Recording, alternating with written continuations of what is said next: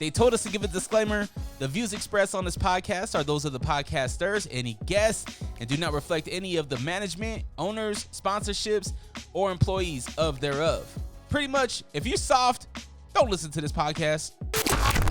One thing I pride myself on is just being the same and trying to look out for my folks along the way. Like, even with all these, big things happening, like, you still mad humble, and you still, like, you have enough clout now where you could easily be like, I'm not fucking with this, I'm not fucking with that. Oh yeah, motherfuckers, it's on. What's going on, y'all? It's DreRawka, Unrestricted podcast. Welcome to the show. I got a very special guest right on the other side of me, my man DJ 150 Proof. Yeah. Now, my guy, you came out last night.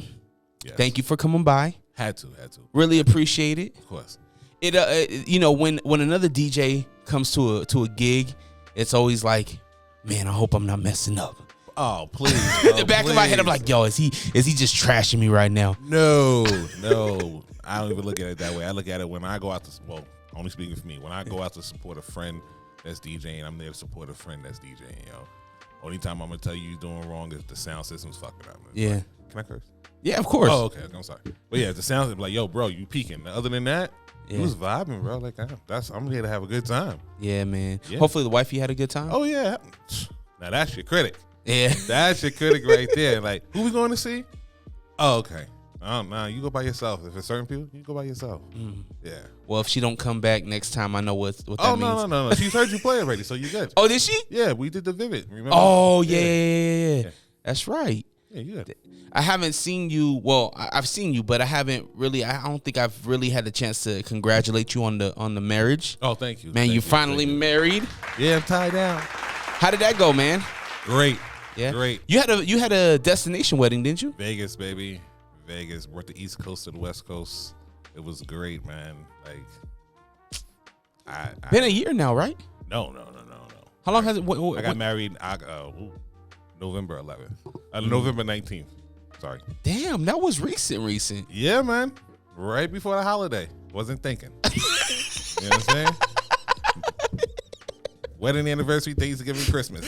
Broke. Yeah, broke. And then Valentine's Day. Oh, yeah. Oh, yeah. Best believe. And our actual anniversary for dating is September 12th. So it's September. I get a little break in October. Then it's November, December, January, February. So, yeah. So how long have you and your wife been together? 15. Ooh, Lord. Off and on 19, solid 14. Wow. Yeah. And you guys met in New York? Yeah, well, originally we met in third grade. So yeah, we met in third grade. She lied to the teacher on me and all that, and I'll never forget that. And then we went our separate ways, and then reconnected back in high school. She was at a different high school. I was at a different high school, and all that. So yeah. So I'm interning for a guy out of New York right now, okay. And I'm learning a lot about the New York way of life. Right? what is it? Is it PS 1 something? Oh yeah, that's in the city. Yeah. So we both were on Long Island, so we don't have that. We actually have names. So okay. Like I went to we went to Martin Luther King Elementary School. She went to like North Babylon High School. I went to Wyandanch High School. So we have names on Long Island. That PS and all that, that's all in the city. Yeah. Oh, okay. Yeah. So how is it marrying somebody that you've known your whole life, man? And you're pretty much your best friend, somebody that you grew together, it sounds like. Yeah. No, it's dope, man, because at the end of the day, like, just any male or female, or I'm sorry, any two people, you know what I'm saying, once you have a chemistry, that's very rare. But for us, as DJs and people in the industry, takes a certain type of person to be with you. And, she's been there from vinyl days all the way up to CD, to PC, to Mac. So it's like, my wife will carry subwoofers, bro, in an event. Damn. Like, literally. That's love. Yeah. Oh, yeah.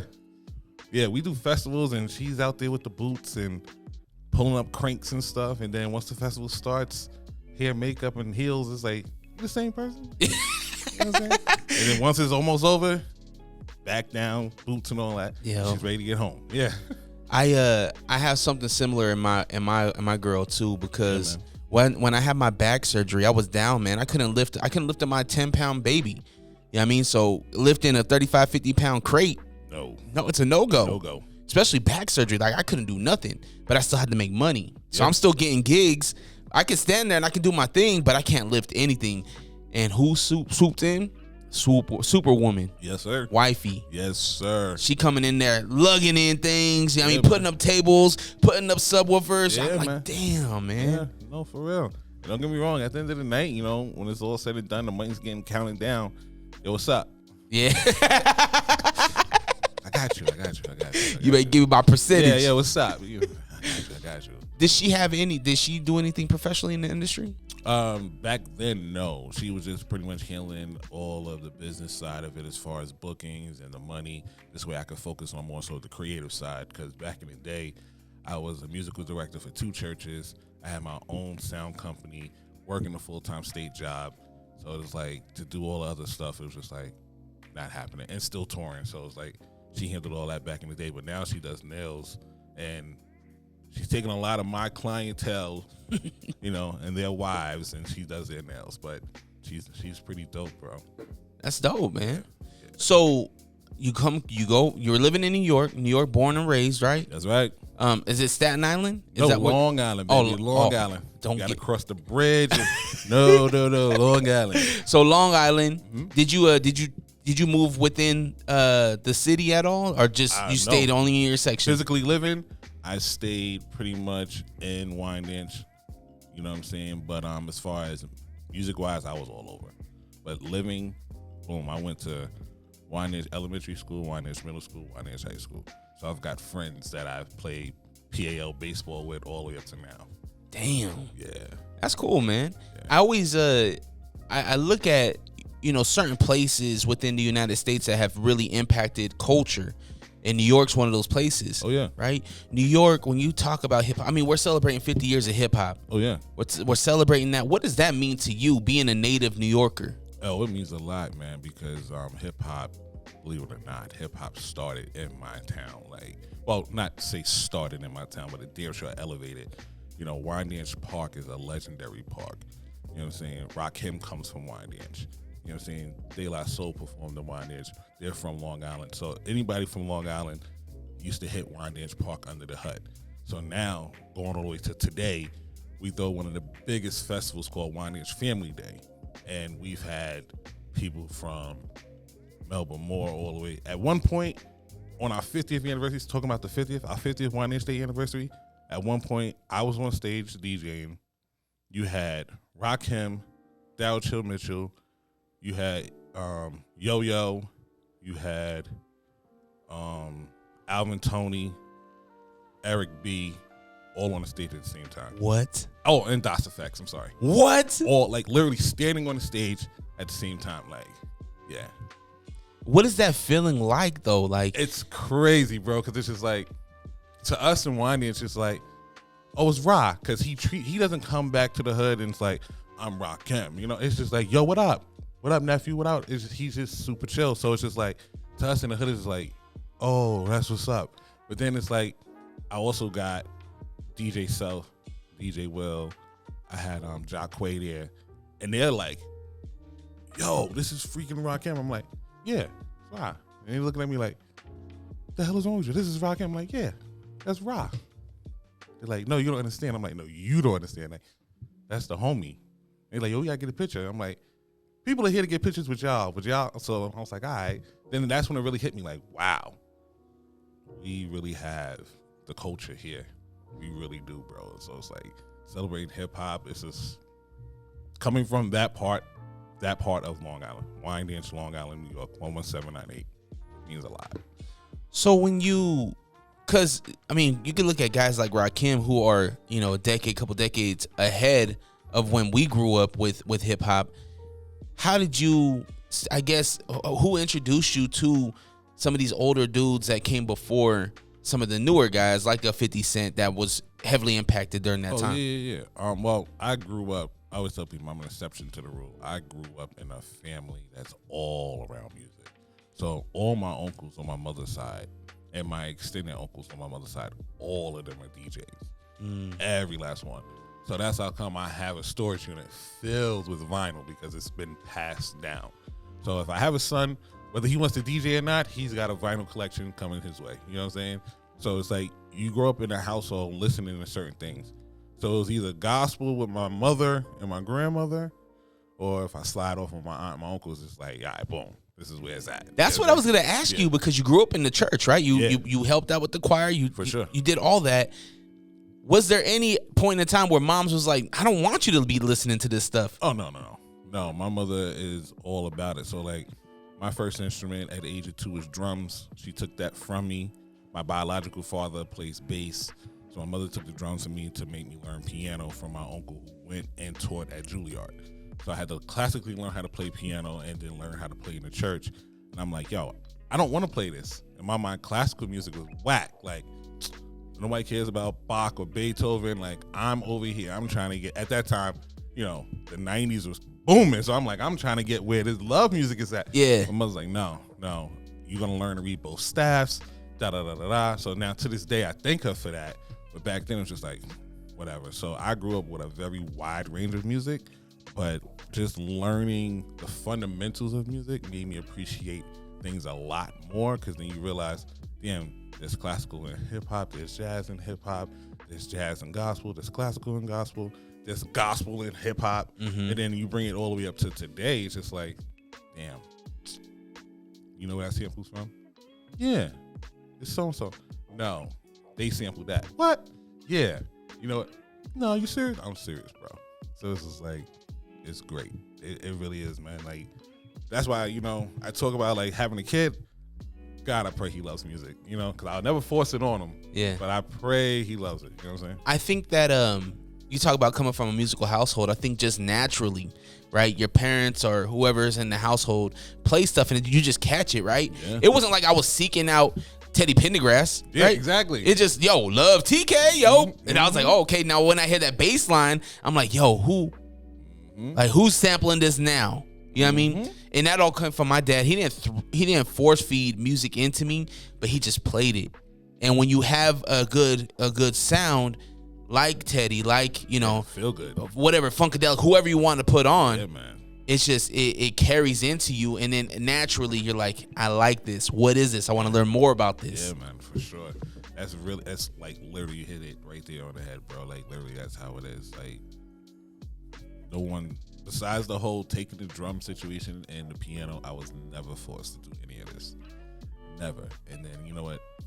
To this day, man, like, I'm thankful, I'm blessed. You know, like, going back to my wedding, my mother has allowed me to travel all over the world doing music. Like, music has put me in places where nowhere else has put me. And my mother's never traveled. Never. My mother's, you know, from Virginia to New York. She might have hit a little Pennsylvania here bus trip. My mother's never been on an airplane, nothing like that. So when I decided that I was going to get married, we was going to do it in New York, and then we had like a 200 people guest list. And we was going through the list. I'm like, I ain't talked to this one. My wife was like, I don't even like her. So I'm like, say no more. I was like, well, what do you think about Vegas? She was like, I tell you what, my mother's down to travel. If you can get your mother on the airplane, let's do it. I was like, don't play with me like that. She was like, no, I'm serious. Yo, Dukes, what's up? I'm thinking about getting married in Vegas. Would you come? Absolutely. I was like, I'm serious. Yeah. That same day, first class ticket. Called my aunt, like, hey, I'm getting married in Vegas. I need you to bring mommy out because she's never been in the airport. She's like, oh, no problem. My aunt heard Vegas, me. So, like, music allowed me to afford to travel, have my mom travel for the first time. So, like, Man, I did that. That's beautiful. Like, I love my wedding. I love my wife. But that day that I went to the airport to pick up my mother in Vegas, it was just like, now it's really happening. My mother got on there. And she's sending me freaking pictures. Hey, look, I'm on the, she's got a neck pillow and all that. So I'm like, how the hell you even know about the neck? First of all, if you're in first class, the thing is already built in.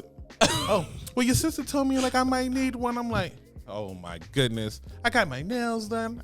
I heard about a suitcase for like 6 months. I went and brought a suitcase today. And I'm like, okay, you got some clothes thrown in there? Like, you know, did you get your dress yet? No, not yet. I'm like, call me when you get the dress. You know what I'm saying? But did she get her first? What they still do the first flyer wings thing? No, I asked mine. I was like, yo, you tell. She was like, no, they didn't give us no wings. But On the way home, she sat first class again, and the person sitting next to her was a pilot. Oh, wow. I'm like, damn, man, I've been flying for years. I ain't never sat next to no pilot. No, that's dope. She was like, yeah, he was a pilot. He just had to get back there. I was like, look at you. That's fly. Now she's got the bug, though. Oh, she trying to fly So up. she's like, oh, so, you know, when we going to do another trip? I'm like, I don't know. I'm like, you want to go on a cruise with me? Because I always cruise. So she's like, I don't know about that one. That's a lot of water. I'm like, God. I be the same way, though, man. I don't know why I feel safer in the air than I do on water. Can you swim? No. I mean, kind of. I mean, I can get by. I can't even get by. Okay? I can't even get by. But I can fight. So what that means is if this boat goes down and that lifeboat that's on the side of them is supposed to hold 200 people, 199 better get in there before me. So once I get on, I'm the captain of this one right here. I'm the captain now. I can fight, so I'm not worried about that. So when the Titanic was going down, they said all the mothers and kids, you said, homie with the gun and all that, he's the first one I'm taking out. Yeah. Boom, boom. And it's just like, all right, listen here, who can paddle? You staying. All right, you can paddle. All right, other than that, let's go. That's funny. I can fight. So I ain't worried about that. But cruising, bro, I recommend it for everybody. Yeah. Seriously. Have you ever DJ'd on a cruise? Yes. How's that? I always hear horror stories about the DJing on a cruise. For us, Yeah. it'll be a little mind-wrecking because 7 days or 14 days, same people, you know what I'm saying? And it's just like, as a DJ, you don't want to play the same set. Mm-hmm. You know what I'm saying? So you're mixing up, you're playing for the crowd there, but it's always going to be those 2 or 3 guests who, I'm staying in the villa, I paid da da da da da. We want to hear this. I don't give a damn. Mm-hmm. You know what I'm saying? You were the dummy to spend $2,000-$3,000 a person to go to the same place everyone else is going, and you're not even going to be in the room. Yeah. You know what I'm saying? So it's just like whatever. But it's fun, man. And you know, like I started cruising with my second family, and it was just like, all right, I'll try this 7-day cruise, boom, boom. And we went to Bermuda for the first time, and everyone loves the Bermuda cruise out of New York because you stay there for 3 days. Most cruises, you go to this island, this island, this island. It's Bermuda 3 days, and you come back. So we go to the club, you know, boom, it's right there. You go walk, and then I don't know how God just puts me in certain places, and just talking. I end up talking to the freaking owner. He's just like, yeah, you know, New York cruise. Oh, okay, cool. He's like, yeah, you know, boom, boom. He's like, you were here for 3 days. Yeah, you got your DJ stuff with you? My DJ for tomorrow, he's not going to make it. I got my laptop. What's this? Now I got to go in the booth. What's it? Oh, all I need to see was Serato. Bro, DJ that next night. Had a great time. Different vibe. I'm in a relationship with him. Been in a relationship with this guy. A business relationship with this guy since 2016. Wow. Yeah, 2016. So he owns the whole cruise ship? No. He owns this spot in Bermuda. Oh. He owns the beach club in Bermuda. Oh, the club in Bermuda. Oh, Yeah. okay. Not the club on the ship. Club in Bermuda. Oh, snap. Yeah, so I'm going back in October to play. Is that where you're going to spend your wedding anniversary? I know it's a month before, but... No, because it's actually, we're going on another cruise, but it stops in Bermuda for 2 days. So it's scheduled where I can play for one of those days. So no, we our anniversary, who knows? I'm leave that up to her, bro, because it's like, I know she probably wants to, her family's from Trinidad. Okay. So I know she's probably going to want to go to Trinidad. She's never been. She's the only one of her siblings who's never been. So I know she wants to do that. So I'm trying to see if I can make that happen, but who knows? So when you get to Bermuda, what is the feeling? What's the vibe like in Bermuda? This might be a silly question, but what do they speak? What English? Okay. English. They speak English. So there was a colonist island? Yeah, it's UK, you know, so you've got the proper and you've got the ones who, you know, kind of have mixed family. But Bermuda, it's peaceful, man. It really is. It's just pink sand beaches. You know, they got this, I don't know, well, you're not a big drinker, but they got this drink, strongest drink on the island called the shark oil. I met the owner, the guy who created that. What's that? Rum? It got to be rum, right? It's everything short of gasoline, bro. It's my cousin, man, who is like my right hand, you know, 6'3", probably about 350, 400. We can drink. We go. We in Bermuda. Yeah, man. oh, you should try the charcoal. It's the strongest drink on the island. Me and him, give us 2. The bartender's like, 2? Yeah, we on the beach, give us 2. Normally, a drink lasts us no time. That one drink lasted me and him about 3-4 hours. Damn. We just sipping. Who got soda? Let me get something like this. Oh, God. But it's super strong. But the vibe there, it's very touristy in certain parts. You can't live there. They denied Michael Jackson and Oprah. Really? Yeah, you have to be born there. They're ghetto. Their poor part houses starts at $1 million. Whoa. Yeah, so what were the tips like, bro? Is it locals or is it a lot of guys from the ship or from cruises or both? It's okay. both. So sometimes they do at that beach club at Horseshoe Bay Beach. Shout out to them. They do locals versus if it's Norwegian cruise, Norwegians, or the Carnival cruise, the Carnival. So they'll do that, and people they come there, man. And it's a good mixture because a lot of people don't even know about the club. Believe it or not, I gamble a lot, so being in the casino, they be like, "Hey, listen, man." Back in the day, they used to close the casino you was in dock, so you can't gamble. They was like, "Oh, we love this cruise in particular because we get 3 days off." You know what I'm saying? So with 3 days off, now we can go to the club. Wait, what club? So that's how we found out about the club. So a lot of the workers party with you, and then it's like a little secret thing at first, but then as people keep going and going and going, they tell other people about it, so it becomes real big. What was some of the biggest challenges growing up in New York though, and being a DJ in New York? Was there? I know you learned underneath your uncle, right? Mm-hmm. Obviously a lot of the kind of the story is you carrying crates and whatnot, right, for your uncle. At what point did you start to feel? I don't want to say, and maybe you didn't feel it, but maybe challenging other guys. Well, it was different. My uncles are the first ones to ever put needles in my hands. You know what I'm saying? But by the time I was able to really blossom and go, my godfather, DJs Force One and Selector Russ, they were the ones who really was like, "Hey, this is how you do it." So and they were from Brooklyn. You know what I'm saying? So being from Long Island back in the day, you didn't get a lot of credit. It was just "Oh, you're a DJ." Yeah, from Long Island? Where's that? What the hell you mean, where's that, bro?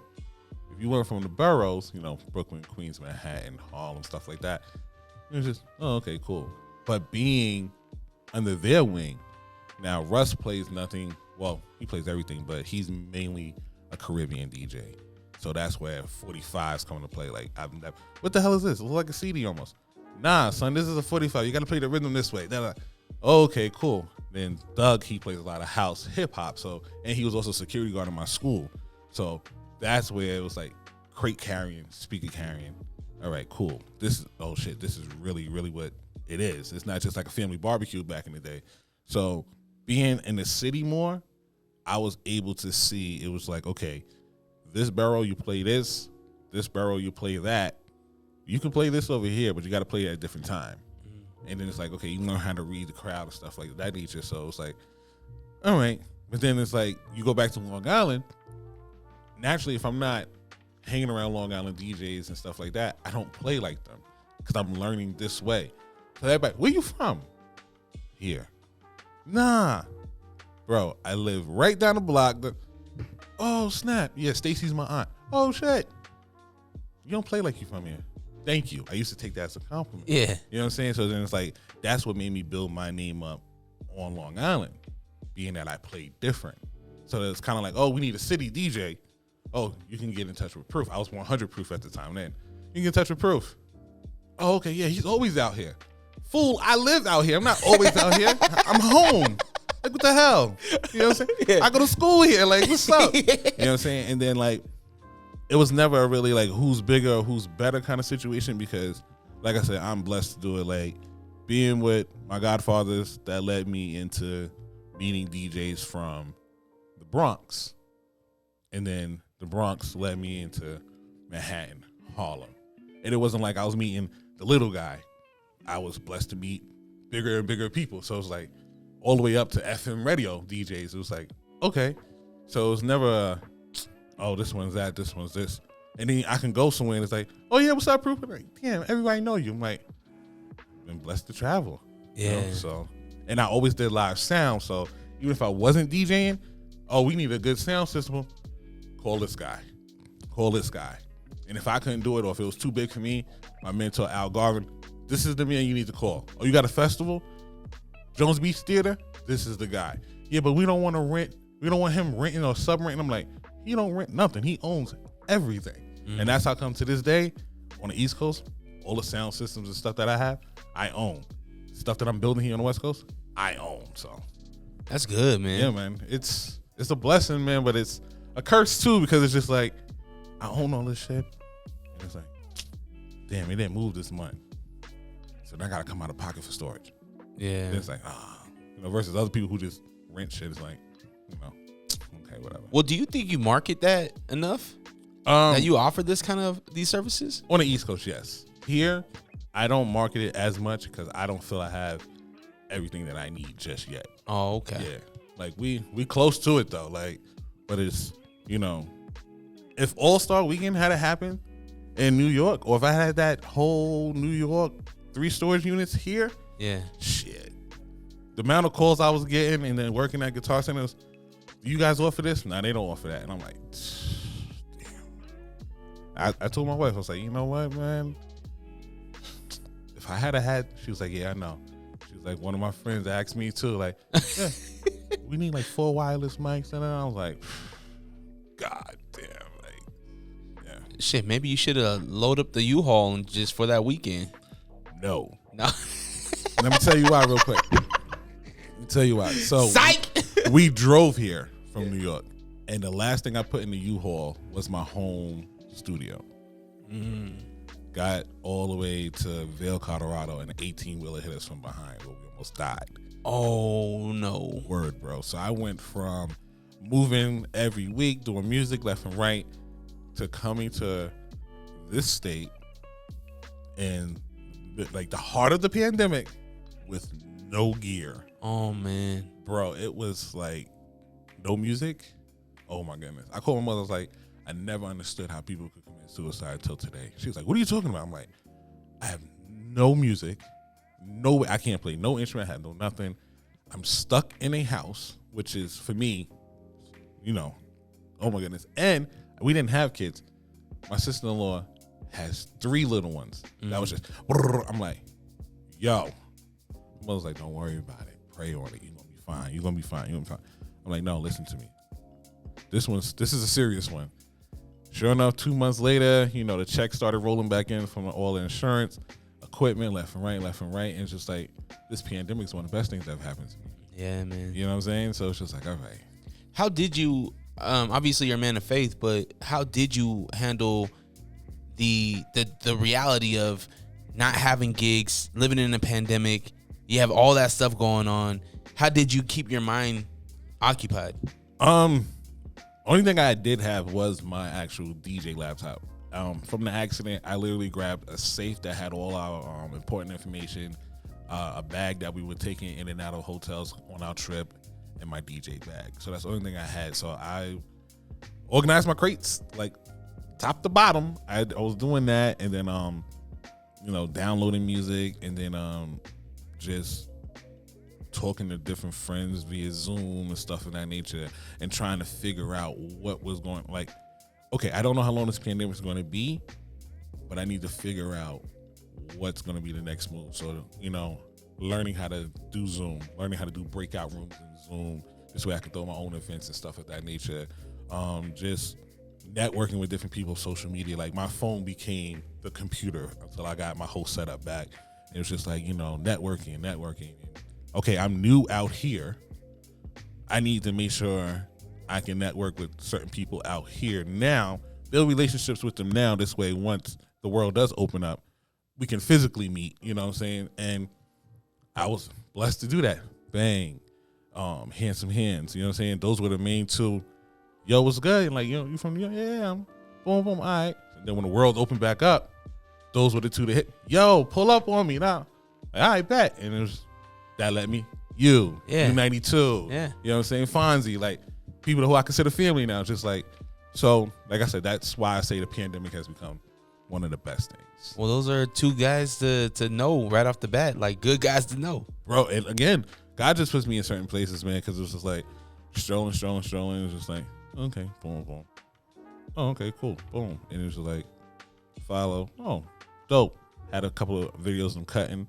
Like, all right, cool. And then one of my mans from New York knew Handsome Hands as well, because I saw him on his page. I was like, yo, son. He's like, yeah, man, homie. I was like, all right, bet. Yeah. He never reached out to Hands or nothing like that. Until he seen a picture of me and Hands later on. He's like, oh, all right, boom, boom, that's my man. So I'm like, yeah, fool that. Remember I told you? He's like, oh, yeah, I forgot. You know I be smoking proof. My bad. You know what I'm saying? So, yeah. Yeah. And like, bang is bang, bro. Like, we talk between texts and sending each other memes damn near every day. You know what I'm saying? So it's like, and he's put me in a lot of positions, and I'm thankful, bro. Like, for real. Same with you. Like, the whole Sue situation. Yo, Proof, can you hear me? I'm like, yeah, sure. Appreciate it. You know what I'm saying? Yeah. That's like I was like, oh, I'm off this weekend. I'm pulling up. Yeah. Thank you, bro. Yeah. I'm always fascinated. I don't know if fascinated is the right word, but I'm always intrigued by moments of life that have impacted us. And for me, and I think for you, and I think for our nation, was 9/11. 9/11, Long Island. How was that?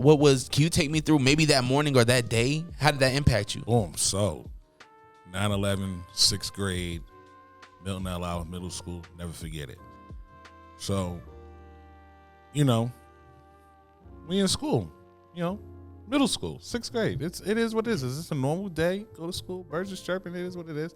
So, Long Island from Manhattan is about hour and a half, 3.5 hours with traffic. You know what I'm saying? So, it is what it is. Me in school, boom, boom. They call an assembly.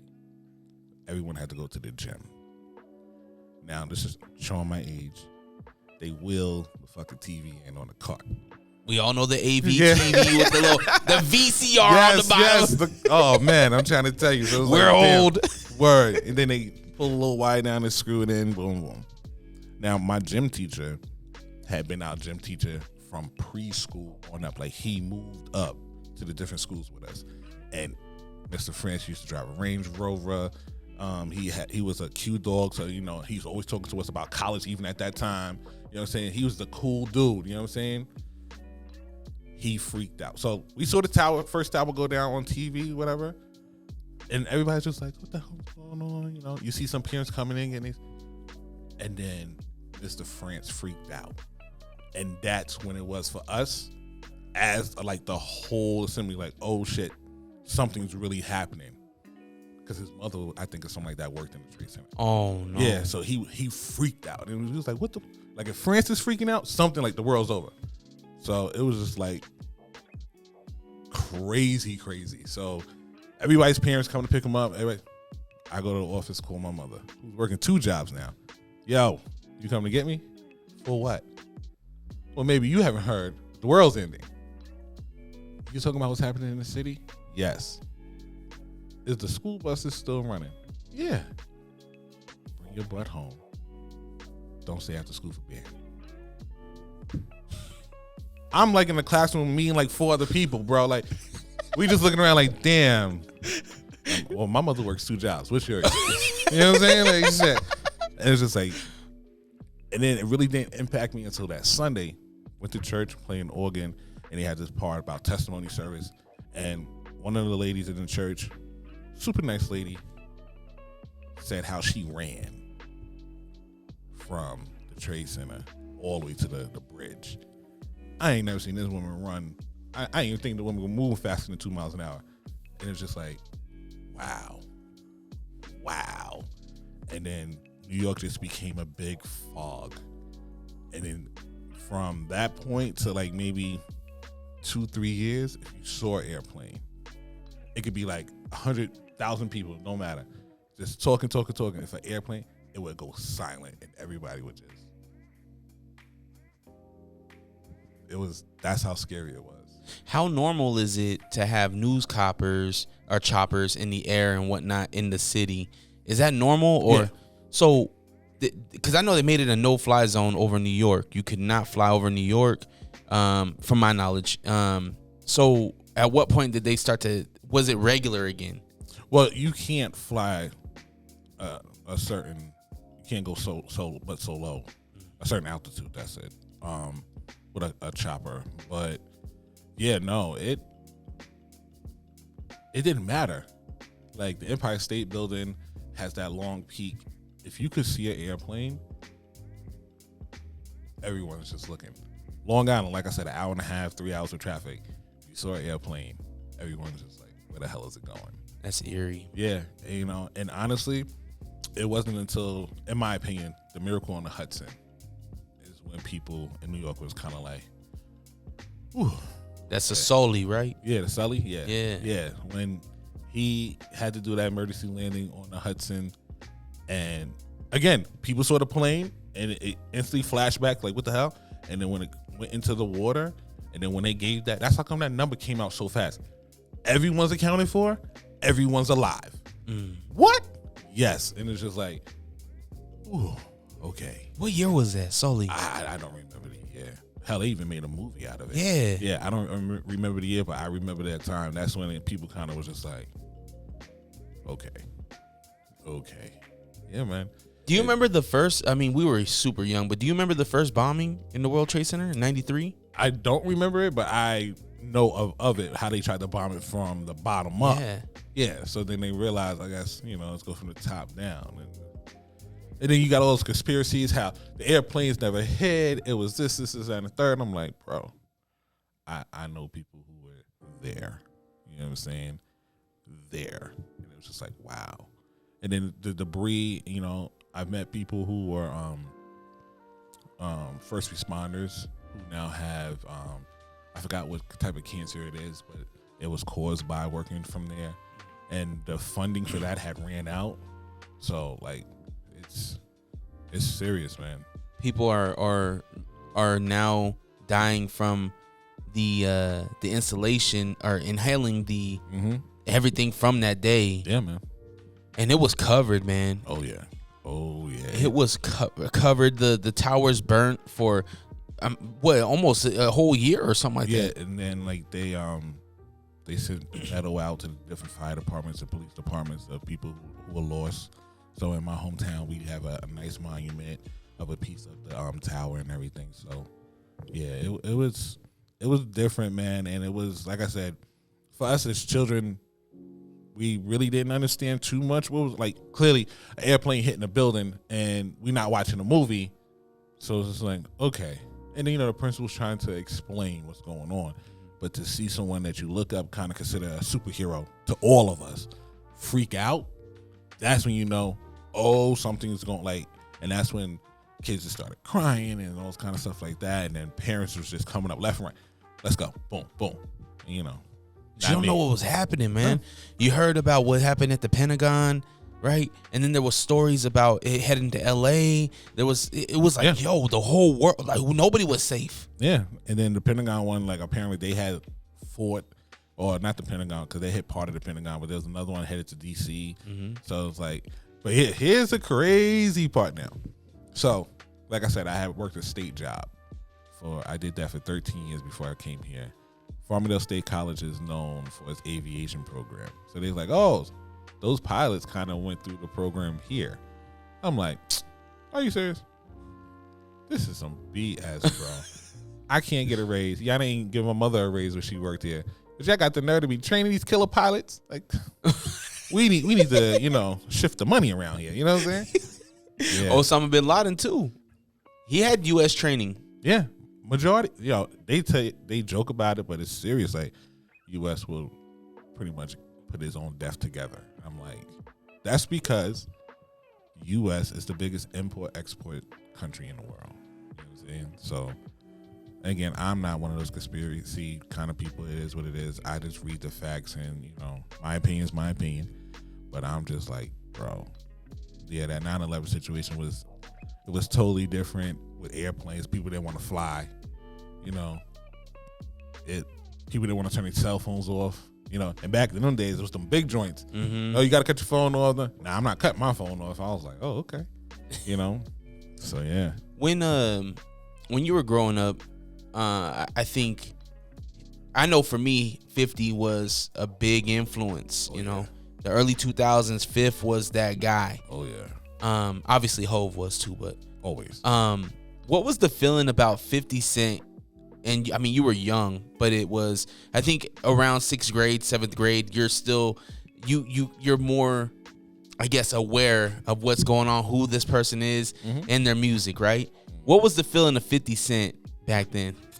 50 Cent was big in the adult clubs. So again, my godfather's sneaking me into places I had no business being. You know, with me standing on the crate so I can see the reaction of the crowd. And get down. Nah, bro, I need to see. Like, what's going on over there? But Power the Dollar? Boy, that thing rang off, man. But as far as like our age bracket at that time, it was just like, oh, you know. But, you know, Get Rich or Die Trying, that was the one that was just like, aight. Yeah. Got that 50, got that 50, got that 50. And back then, you know, you had it on vinyl, so you didn't have to worry about if I had it clean or not, because Killer Cut, white label, you know what I'm saying? They would give you the clean, the instrumental, the acapella, and the dirty version. So it's like, aight, just make sure you had it in the right groove. There's been a couple times I fucked up at a couple school dances. My God, I was like, yeah. I'm like, Hey, it happened to me too. Even at remotes, I mess up sometimes. Oh. I'm at Valley Fair Mall. Drop the mad F-bomb. I'm like, sorry. Yeah, bro. Oh, the remotes be funny for me. I'd be like, you know what? Clean. I just put it right in there. Clean. I don't even take it out. I just stroll through the whole. Just stay clean. Yeah, because I had that phobia from being, you know, doing high school, middle school stuff with my godfather. And clean. Thank God for the computer now. Clean. I was doing my family, I think it was a Christmas party. And it's my step family, so it's my stepmom's family, so they're all white, right? And I was DJing it, and I had played. My aunt asked for me to play because I was playing like Christmas music, right? But she was like, "No, let's have some fun, like loosen up, Dre." And it's my first time DJing for my family, right? Super nervous. Yeah, exactly. Because that's one thing about being a DJ is that you could try to appeal to everybody. But at some point, somebody's not going to like it, right? Oh, yeah. And so I'm like, I'm nervous, man. I'm like, damn, what do I open it up with? Do I just play some 90s hip-hop? Do I play a little bit of rock and roll? Like, I'm feeling it out. So I go with, like, Hot Stepper, right? And it was a Hot Stepper remix. It was like, I forget who. It was a bootleg, right? And it flips, and it goes into DMX, Swiss Beats, and it's just like dropping F-bombs, and I'm like, oh no, I'm like struggling. Yo, Serato, like go. And man, it was, and my grandma's turning around looking at me. I'm like, oh, my grandma's 80 years old at the time. Man. And she's just looking at me, and my aunt's looking at me, jaws dropping. I'm like, is this what you do? I'm like, you blaming me. You told me to loosen up. I'm loose. You ain't say how loose you wanted it. Exactly. Going back to something you said, though, it's funny. You was like, what do I open up with? To this day, that is the hardest part for DJing for me. Like, what the hell is the first song? I love going behind the DJ because it's just like, all right, boom.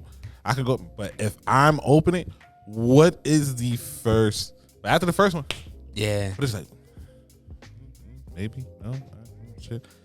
Oh, shit, it's time to play. Yep. It's just like, all right. Yeah, man, a lot of times now I just start with my artist, so it's cool. There you go. Yeah. So, Fifth, major impactful in New York. Massive. One thing that we don't have here in Utah, in the state of Utah, we don't have that groundbreaking artist yet. We have a lot of nice artists out here. New York has groundbreaking artists after groundbreaking artists, right? You look, you take your pick, whether if it's Dave East now or A Boogie with a Hoodie, whoever it is, Ice Spice, whoever it is, you guys have a plethora. Look at my boy Dre, tuned in. That's what I'm talking about, boy. Someone get him a pair of Timbs and a hat. Let's go. Hey, man, ever since I've been working with Syph, man, it's like I'm New York at heart, all right? I don't know what borough, but I'm New York at heart. What borough would I be from? What if you put me somewhere, where am I from? Well, if I put you, honestly, with your personality, your style, bro, You definitely are like a Harlem Bronx kind of guy. I'll take it. You're right there on the cusp of Harlem Bronx, bro. Because you got the flashy, like when you want to get dressed up, that's the Harlem. But you still got that little gritty side to you. And you speak a little Spanish, right? This is a poquito. This is a little see, that's enough to get you in the Bronx, baby. There you go. Big Bob, I'm there. So we don't have those groundbreaking artists yet. Yeah. You guys have them. What's the feeling of these? I guess what's the feeling, and what advice would you give Utah artists to get to that level where they are starting to move more in their own city and whatnot? I'm not, because I'm a DJ. One, you need to get with the DJ. Now, here's the thing about New York. Radio, people are like, oh, radio's dead. You're crazy. You will be well known in your little hood. You might even sprinkle into another hood. Without that box, you're not making it happen. So you need to get connected with the right people. But here's the thing about radio DJs in New York. They don't take the bullshit. You know what I'm saying? Meaning, yo, man, play my track. No. Yo, here's $1,000, play my track. No. They don't do that, yo. A lot of people think you could pay them. No. Hey, listen, man. I tuned into your show. Support, boom, boom. When you get a second, man, if you could just listen to this track, boom, boom. I can email it to you. I can have someone send it to you, da-da-da. Cool. That, you got a better chance of them listening to it than, yo, I'm the hottest thing out here, boom, boom. Another thing, build a team. You can't do it by yourself. Everybody can't be the artist. Now, I know it may seem like that in New York. People think everybody's the freaking artist. They've got a videographer. They've got someone who does their flyers. They've got someone who is the quote-unquote manager. That just means they can get in for free and make sure everything is there where it's supposed to be. You gotta build that team. You know what I'm saying? And your music has to be hot. Don't get me wrong. That's without saying. But I see out here, there's a lot of potential. There really is, man. Rest in peace to K Slay. There's no K Slay out here. You know, you don't have a radio DJ who has that late night hour that can just break and who's in the streets all the time. Yeah. You know what I'm saying? I'm not even on the radio yet. But a lot of people send me music. And I'm not gonna lie. Some of it's good. Some of it's not. And I ain't gonna lie. I listen to all of it.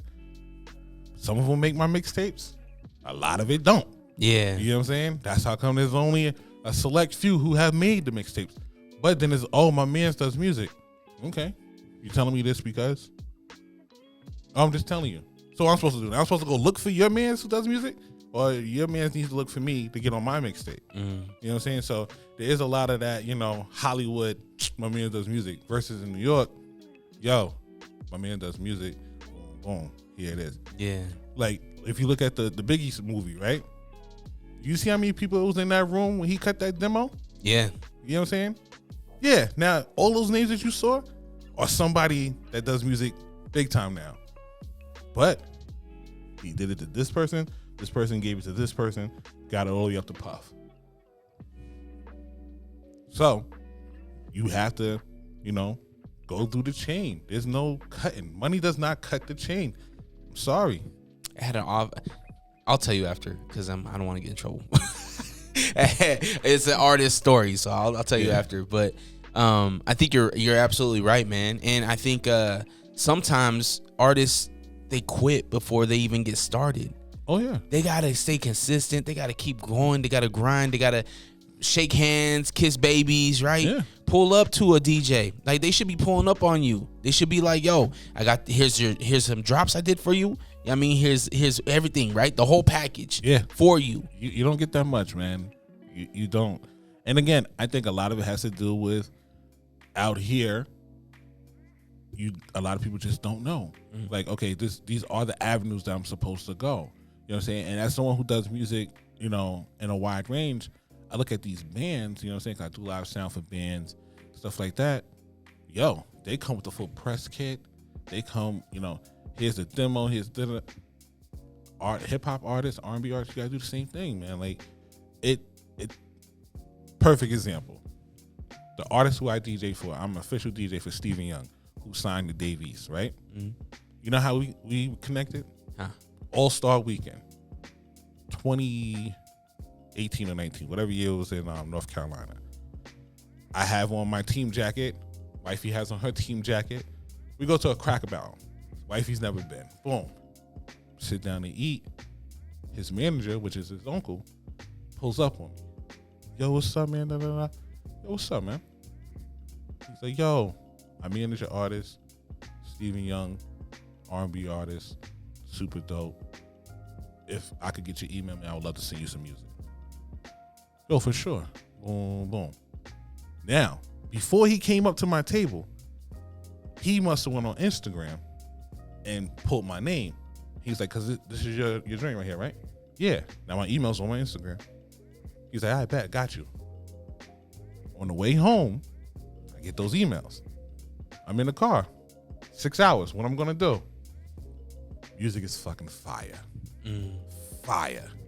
Email him, hit him right back. Music is dope, bro. Need the clearance to throw it on my next mixtape. Let me know if you need drops, anything like that. I won't. He sends it right back. We've been rocking and rolling ever since then. And then it's like, we both from New York. We just happen to be in a totally different state for the same reason. But the artist didn't come up to me. You know what I'm saying? Yo, my music is hot. Nah, yo, I manage this artist. If I can get your email. I'm no big DJ at the time. Yeah, I got a couple of pictures with, radio DJs that I can call and, we're good friends, but that doesn't guarantee radio play from me. Yeah. Nah, it was just like, all right, boom. The music was hot. I like the music. Yo, I hit back. I need the clearance to put this on my mixtape. Yo, you got to go. Let me know if you need anything else. Drops or whatever. Cool. Throw it on the mixtape. Then it's like, we just kept vibing, boom, boom. Sending me music. I get the exclusives first. This is that, and the third. Yo, we getting ready to sign a paper. Word? That's what's up, man. Congratulations. That was the whole conversation. Nah, we getting ready to sign a paper. We need an official DJ, you know what I'm saying? You've been rocking with us. Gotta have you. I'm like, because your music is dope and y'all are like family, like these are the conversations we talk, how's the wife doing? How's this doing? Yeah, let's do it. Let's lock it in. Signs the paper. Calls me. Yo, nephew just signed with East. You know what I'm saying? Da, da, da. I'm like, all right, bet. That's what's up, What else we need to do? Like, what you need from me? Yo, once we get ready to do this and we lock in these dates, I need your availability. Boom, boom. What's your manager's number? I'm like, you don't have to deal with a manager. You'll deal directly with me. All right, cool. That tells him, oh, okay, like this is a legit family situation. Yeah. And we've been rocking and rolling ever since. We just dropped another joint. It's funny because Utah, if you go to the clubs that I play in Utah, like I used to play Karma a lot, they know all the Stephen Young stuff. Because I know when to play it. Yeah. And it put it in at the right. So they singing along to it. I'm like, yo, so I'm sending the video like, son, they know you out here. Yeah. Like, he like, that's what I'm talking about. Vegas, same thing. LA, same thing. I'm like, all right. And it's just like, it's all coming together more and more and more. But it all started because of this situation. They had everything together on their end. I was doing everything on my end. We happened to meet in a mutual place, and it worked. And it could be the same way out here. Just got to make it happen, man. Yeah, because like you said, consistency is key, and preparation, baby. You mentioned you mentioned your artists. You were talking about working with your artists. Mm-hmm. So what does that entail? What do you mean by your artist? So when I say my artist, that can mean one of two things. My artist is an artist that I'm solely working with, like it's just me and them. You know what I'm saying? Or it could be someone that I'm working, not technically for, I'm just working with, like Stephen Young, I'm working with. So he's not my artist, but I'm his DJ. So like when we say, oh, that's my artist, boom. You won't see him on stage in a show that it's his show, not me. You know what I'm saying? Yeah. Like, don't get me wrong. Like, now he's got to go through the channels. So he's East's artist. East signed him. So now, Dave East gets a certain amount of time on tour. You know what I'm saying? So let's just say for a small number, Dave East's set is 30 minutes. He's giving Steven 15 out of that 30. Because now he's breaking his artist. You know what I'm saying? Yeah. So it's just like, all right. So, and then that'll trickle into Steven getting his own slot. You know what I'm saying? So, who are some artists out here that you actually are feeling? I put it like this. I don't know everybody's name. Yeah. I've heard quite a few things. But I will tell you the artists that have reached out to me and I rock with completely. Like I play in the clubs. So Tony Function, he's one. Vitus, he's another one. Moth, I think his name is. He even sent me a dub plate. I rock with him. It goes hard too. I think Teo's his DJ. So those three right there for sure. Then there's a ton of DJs who send me like remixes and stuff. So yeah, That's dope, man. When's the next mixtape? I ain't gonna lie to you, Dre. Like I said, I wasn't gonna do one this year. I know I tried to do 4 a year. I said I wasn't gonna do one this year, but you honestly, like you're like the 15th person to ask me. Why not? Well, because I want to do. I've been working for the past 2 years. I want to do an album. I want to like a Khaled kind of album. Okay. So I know I'm just a different animal in the studio, and that's how come I'm not even going to mix and master it. Well, I'm going to mix it. I'm not going to master it because if I master it, it will never come out. You know what I'm saying? But We be like the Detox. yeah, bro. We got some stuff coming, man. I really wanted to drop my album this year on my birthday, May 19th. But that's the good thing. It's not a mixtape. I don't have to rush it. So I think I might it might even be a New Year's Eve kind of thing. Do you ever think about putting visuals with your projects? I do think about it. However, I don't have a cameraman, and I mean I have a graphic guy, and the same way we do music and stuff, he does graphics. Yeah, I mean your graphics are amazing. Yeah, appreciate it. They look great. I have two guys, you know, and one is from the East Coast, one's from the West Coast. And actually, my boy, shout out to Aaron Holmes, we graduated high school together side by side. His work has been on the billboards in New York, magazines, stuff like that. So I only call him for certain things. Yeah. You know what I'm saying? Because one, this man is busy. Yeah. And I know he'd be like, yeah, when you need it by, because I never hit him with the whole, yo, here's the project, I need it in a month. Yo, bro, here's the project, can I get it in like 2 days? Like, damn. Yeah, I got you. But I also know, you know, it's taken away from, you know what I'm saying? But I need like an in-house visual guy. Well, there you go. If you are a visual artist and you want to work, Yeah, pull up on me. I mean, send me some stuff. Let me see what it looks like, you know what I'm saying? And don't take it wrong if I say no. I have a certain caliber that I wanted to look, you know. Not your work represents you. However, if I'm hiring you to do my stuff, it represents me. So, you know.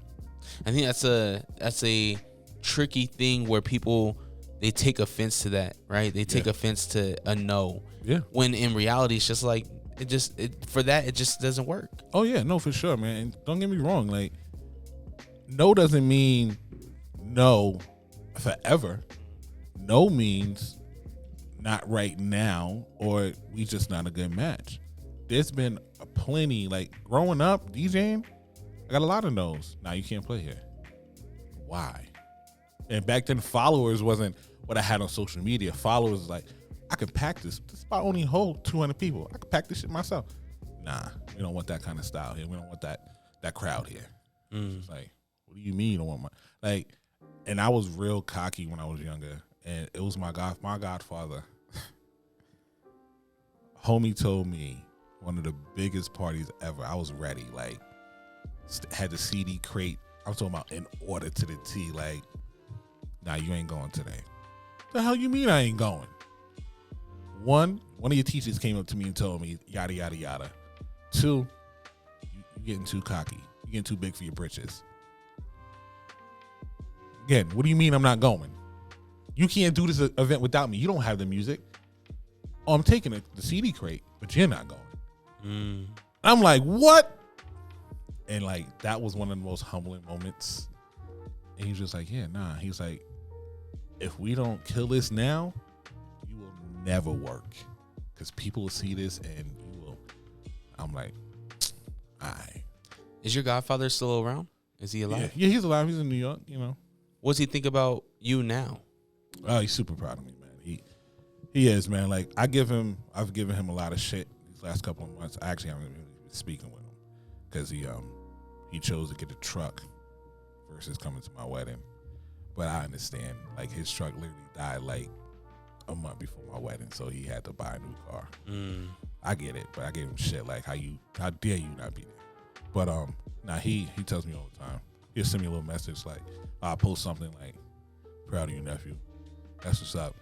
He's gonna really give me shit when this comes out, because he gave me shit when Fonzie's came out. Like, oh, so you doing podcasts and you doing online stuff? I can't get you to come up to mine. And when you're in New York, that I'm like, Oh, he has a podcast? he has an online radio station. Oh, okay. What is with it? visuals?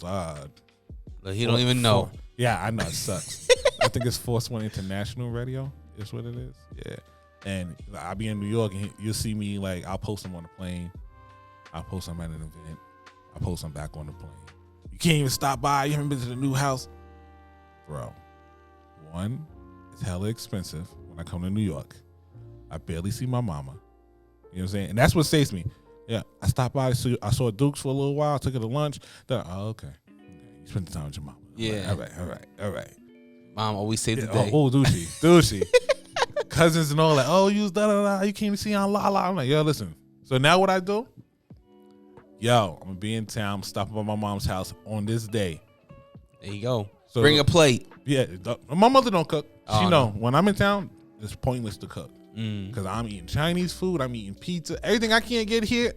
Yeah. Bro, when we land at JFK, we get to rent a car. We shoot straight to our favorite breakfast spot place, and then like literally we eat the whole time we there, yo. Is it on Long Island? Yeah, What is it? it's Wally's Bagels. Oh, okay. Hell yeah, boy! It's Fire bagel, huh? breakfast sandwich, man. Oh man, it's we go from there. Then wifey's got to get her empanadas. I got to get my pizza and Chinese food. And it's just like we got to shoot up to the city so I can get chicken. It's like all right. My mother does not cook. She knows. How long you gonna be in town? Okay, no problem. No, there's nothing that you can cook that I could possibly want, dear. I love There you go. Yeah, no. What's the thoughts of New York? Because when you moved to Utah, obviously a lot of your family, all your family in New York. What's their thought of Utah?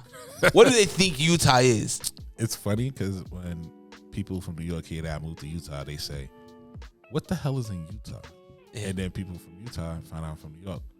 What made you come to Utah? You know what I'm saying? So Yeah. it's like, nah, they just think, first off, it was like, yo, you can't be Mormon, are you? I'm like, no, you don't have to be Mormon to live. Like, I'm not joining a cult or nothing like that to live here. And then it's just like, what the hell made you choose Utah? So I was like, yo, first off, you need to come here. Because I was against it in 2018. Wifey was like, oh, let's go visit my sister. I'm like, okay, where she at? Utah. What the fuck we going to Utah for? Nah, man, I'm not burning no days for that. We went, bro. Antelope Island. Yeah. I fell in love, man. It was so peaceful. Oh yeah. And I smoked a blunt up there. Yeah. It was just like, It's great. yeah, I could do this. I think people, when they think of Utah, they have an 80s, 70s, 60s type of mindset of what it was, right? Oh yeah. Now speaking specifically about Salt Lake City, in all the years that I've lived here, grew up here, raised here, is so much more progressive than what it was back in, like I said, the 80s, the 70s, and 60s, right? When people come here, they're instantly like, oh, like, nah, this is dope. This is fly. This is cool. Yeah. And when I hear things like Shaq saying, oh, there was nothing to do in Utah, I'm like, dog, one, you're a multi-millionaire, almost a billionaire. For you not to have fun, you could be in Wyoming, Jackson Hole, Wyoming. For you not to be able to have your own fun as a multi-millionaire, that says something about who you are. He had a whole show, bro. Like, what are you talking And about? rocked it. Word. And word. it was wild. It was. I saw some of the footage. I was like, okay. Yeah. And so when people get here, I and they have those kind of like comments, I think about like, well, what's the difference between Utah and somewhere else? We have the same liquor laws now. We're at the same level of liquor laws as everybody else. Maybe time, right? Liquor store being closed at 10 o'clock. But at the same time, it's like, yo, that's poor planning on your end. That's the thing. You know, the party be rocking, and then it's like, oh, we out. You can't just run down. You know what I'm saying? Like that. Ooh, that being closed. If you're that type of person, I'm assuming you already have a bottle or a case at your house. I have a whole bar in my house. Yeah, don't don't talk about me. Yeah, like that, see? right? Look. Don't do that. There ain't no reason for you to go to a bar or whatever liquor store at 1 o'clock in the morning. Yeah, but if I'm having a party, you know what I'm saying? And You it's just got like, it. Nah, well, I would, yeah, because I know the type of drinkers that I'm going to invite. But I mean, don't get me wrong. You're 100% right. People do have that, back in the day mindset. But when I first moved here, I lived in Syracuse, so it was checking a lot of those boxes. Like this is some boring shit. Yeah. Like like I said, outside of Salt Lake, I can't really speak to it. No, but seriously, the Greater Salt Lake area. Seriously, bro. And it was just like, I went to one club when I was up there. I went to Alleged, and it was just like, okay, 3-floor club. All right, one DJ. I need to be in here. I could shake 3 floors from one spot. I like that. It's just like, all right, cool. And then wifey got a job where she would have to go to the office some days, and it was in Salt Lake.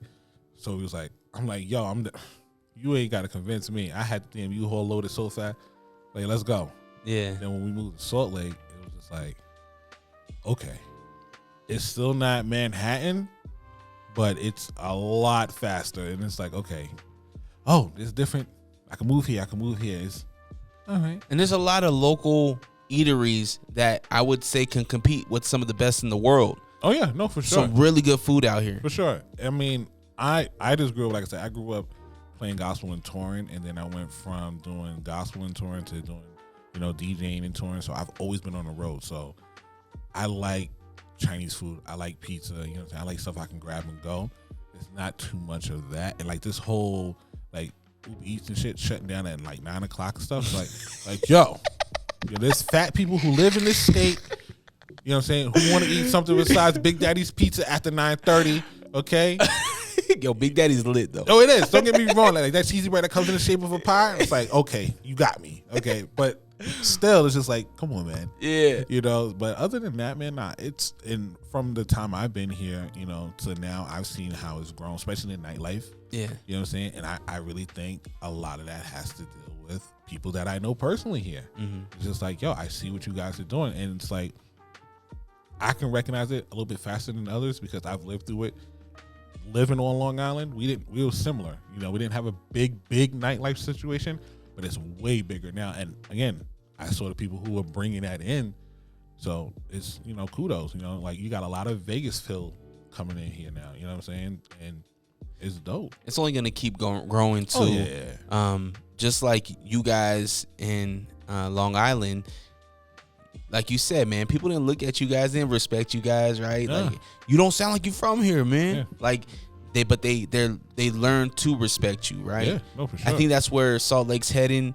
More celebrities are coming here and staying here. I don't know if that's a good thing or a bad thing. I don't really think we need the publicity. Like, let our secret be our little secret over here. I'm with the publicity. Just let me buy my house first. You know what I'm saying? Like, you better hustle. God's willing, I'll have my house by the end of this year, and then bring everybody in. Mama, I don't care. Just let me lock in my rate. Like, don't hurt me. You know what I'm saying? But nah, Salt Lake City, you know what I'm saying, is definitely growing, man. And again, like I said, the nightlife, a lot of that has to deal with the people who are putting in the work, man.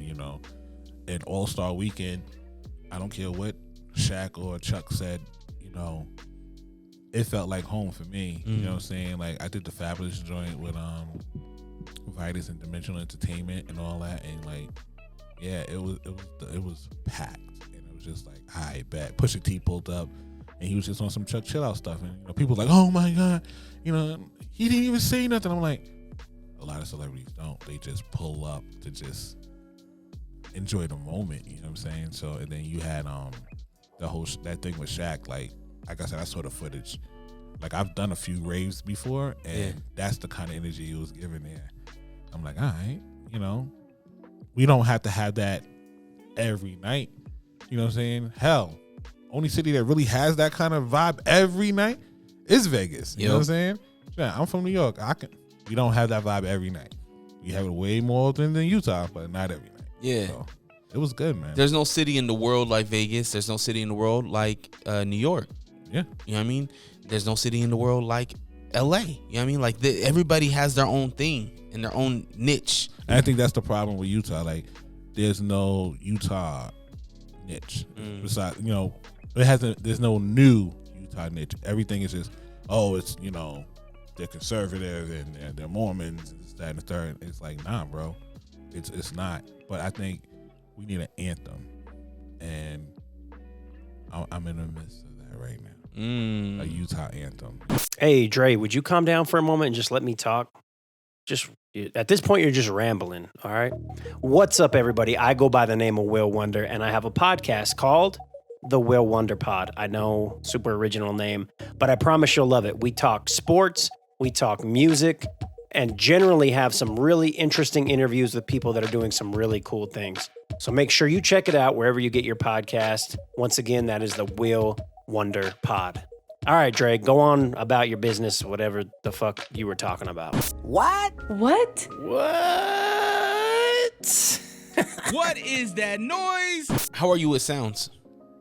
80-20, you know? So I'm gonna play this sound. This is What's That Noise? Okay. So with What's That Noise, I'm gonna play this sound, and if you can get it right, I'll send you some money. You have Venmo? I got them all. Okay. Holla at your boy. So you can play as well. 385-240-4666 is the number. If you got a guess for What's That Noise, you can drop a voice note or you can shoot in a text. But 150 proof. Tell me what this noise is. That sounds like a paper bag. Does sound like a paper bag, but is it a paper bag? Oh yeah, I'm going with paper bag rather. Plastic bag actually. Okay. 385-240-4666 is the number. Get your guesses in. Here's the noise one more time.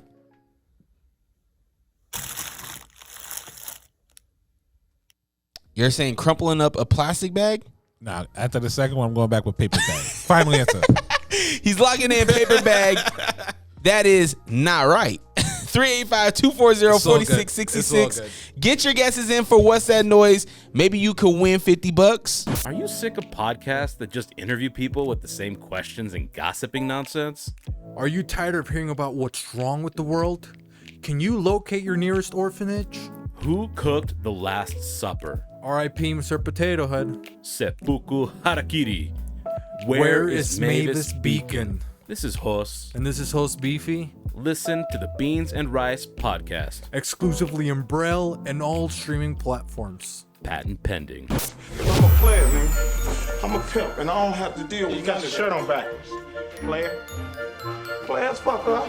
P or not P? That is the question. All right, man. Let's jump into P or not P. All right. So with P or not P, I'm gonna give you some scenarios. You have to tell me, yo, that's P or that's not P. Okay. All right.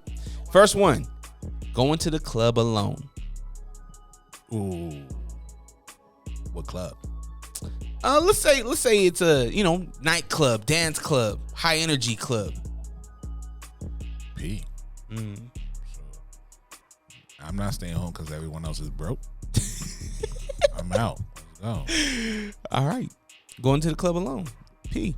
Okay, sneaking into the movie theater. Forgive my answer. Not P out here. New York P. Why not? What's the difference? Because if you haven't done that in New York, bro, with the prices that it is, you ain't about it.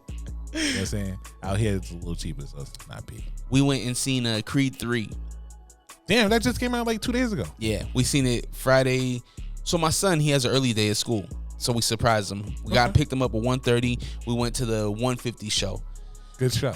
Yo, that's funny. I like that. Good show. The 150 showing. And man, that movie, oh my god. Well, I'm a Rocky fan. Like, I had Rocky 1 through 5 on VHS. Like, my grandmother brought that for me. That's how much I used to watch Rocky. So the whole Creed from a spin-off of Rocky, I haven't seen 3 yet, but yeah, I know the whole storyline. This one, I mean, they kind of recycled the storyline, right? We seen it with Drago and whatnot, but this one, for me, I don't know if I'm just speaking highly of it because I'm biased. I'm kind of like you. I love the series, the franchise. But man, they did their thing, man. Yeah, that's what's up. Was there any boxing gyms around your parts back home?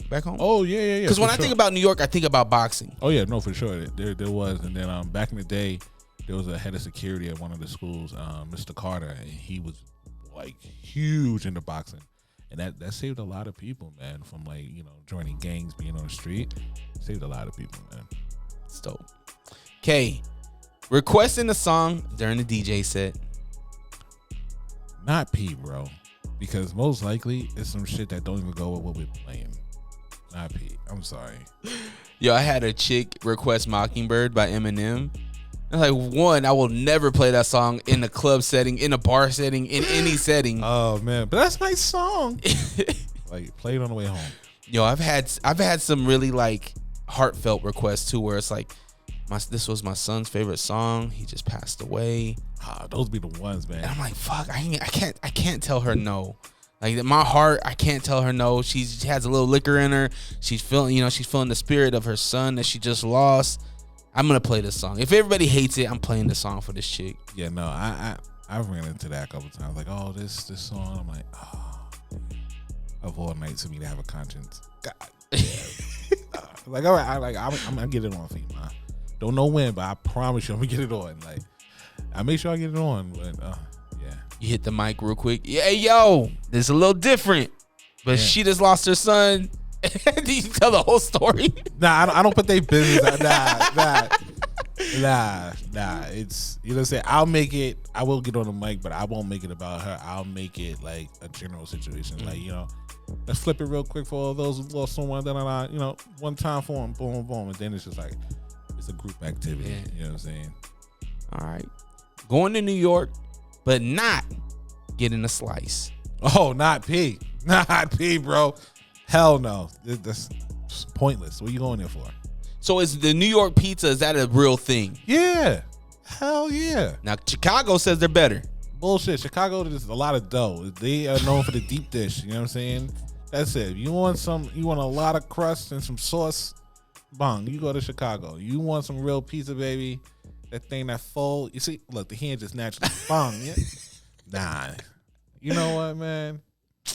I feel like how you used to have field trips back in the day. Yeah. Yeah, I feel like I'm about to just grab like 20 people. We're going to take a field trip to New York. Is there a specific place we need to get a slice from, though? Or any of these dollar slices? Okay, so. Not trying to be rude.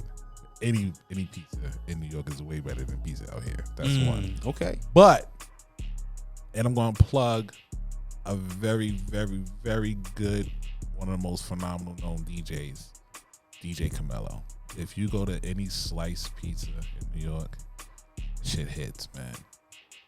That shit hits. Okay. Yeah. So go get a slice. If you're in New York, go get a slice at Slice. You know what I'm saying? Make sure you tag DJ Camelo. Tell him 150 proof sent you. Camelo. Yes, sir. Not tipping your barber. Not P, man. Not P. You know what? That's a bold move too, because he can mess up your whole week. He can. Yeah, I mean, my hair grows back fast, so you know, some people they shit don't. So he can mess up. It might be 2 weeks for some people, but nah, not P, bro. He's offering you a service that, you know, again, represents you. Yeah. Because if he messes you up, it is what it is. How hard was it to find a barber? Very. So before I moved here, I didn't even have dreads, and that's the reason why I have dreads, believe it or not. And I used to have designs left and right.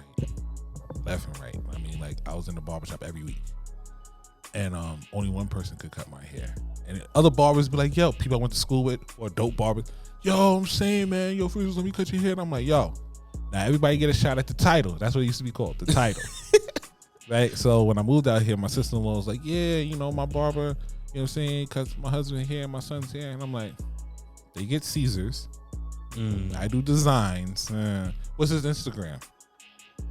Shows me his Instagram. He's got a couple of things on it. So I'm like, all right. So she's like, well, you know, he's not from here. I'm like, I don't care. Yeah. You know what I'm saying? Now, mind you, my barber is my sister-in-law's cousin.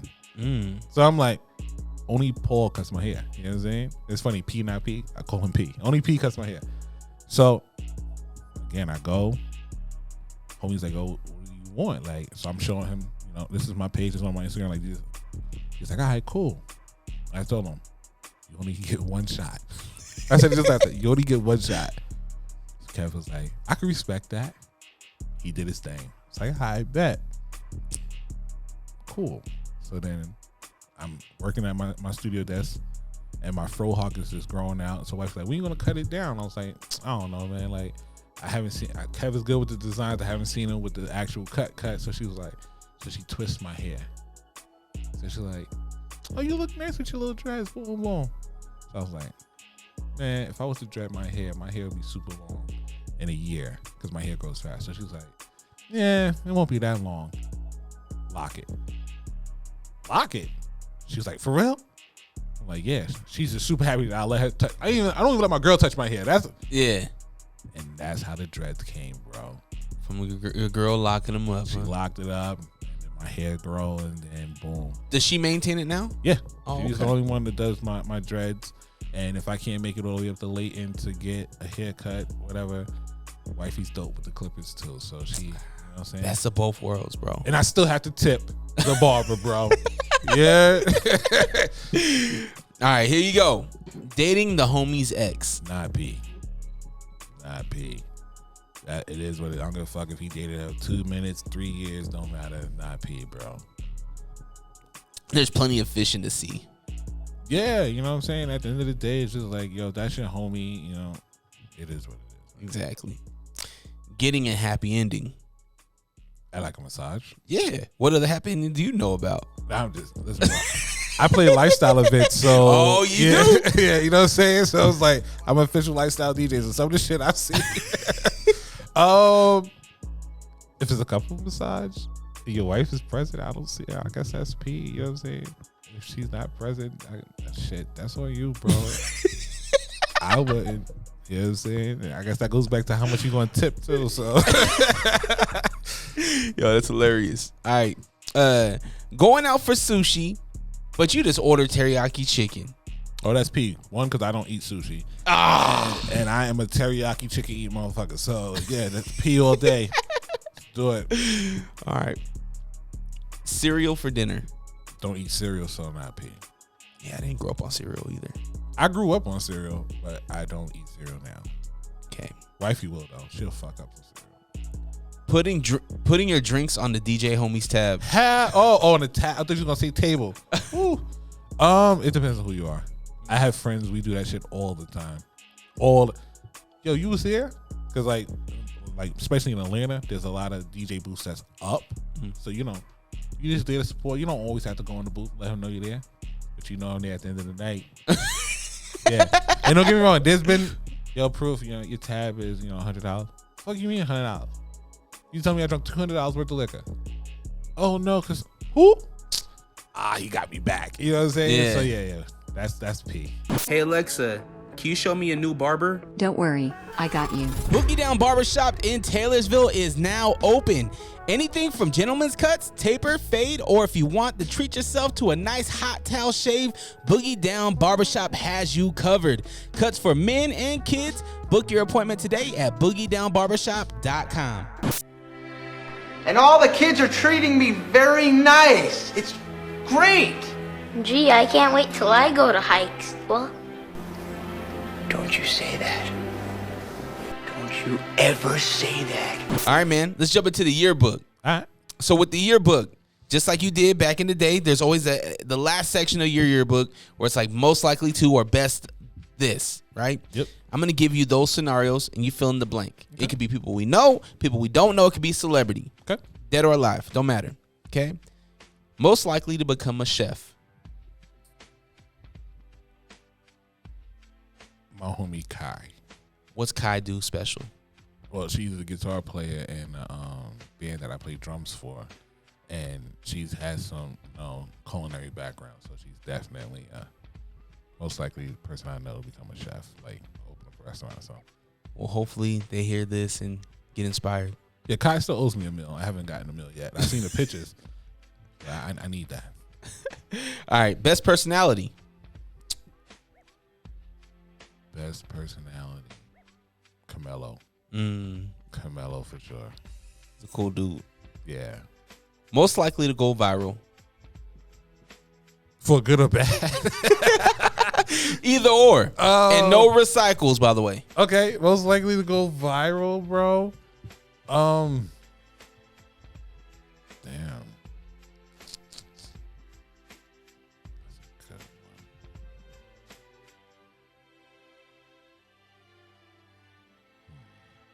This person it could be a bad thing. It could be a good thing. And that's the reason I'm like, damn, well, maybe. Yeah. You might have that friend that's just wilds out every time you're in Vegas. Oh, this dude's going viral. That's me. I'm the one that knows about out in Vegas, but He's drinking 2 oil spills. yeah, that's definitely me. I'm the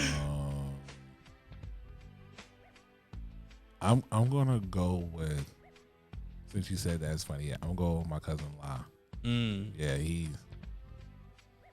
Yeah, me and him haven't hung out since before my wedding. Me and him haven't hung out like since I left New York. So when he came, it was just like, where we at?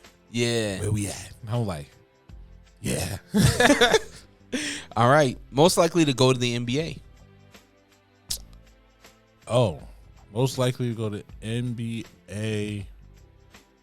Can I look it up? Yeah, of course. Okay. I don't know homie's name off the top of my head, but he is from my hometown, and I think he plays for Tennessee right now. Yeah, Tennessee College. Yeah.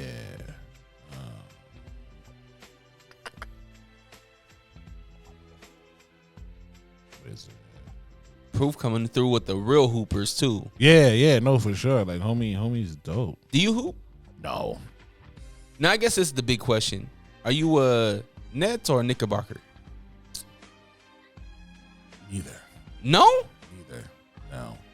You don't follow basketball? I do follow basketball. Don't get me wrong. I do, but I've never been a Knicks fan, and like don't get me wrong, the Nets have a dope team. I've only been in the Barclays Center once, and it was not for basketball. My team used to be the Heat.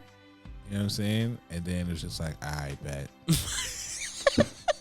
Dwayne left, LeBron left, and it was just like Proof left too. So like, yeah, I don't even know how to say homie's name. Is it Kai? Kai from Tennessee? Yeah, is it Kai? Yeah. Okay. Yeah, he's super dope. He's putting up massive points, bro. What number is he on Tennessee?